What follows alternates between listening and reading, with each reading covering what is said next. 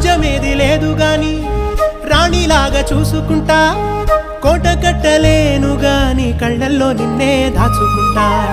రాత ఎట్లా రాసి ఉన్నా ఆ మార్చి నీతో రాసుకుంటా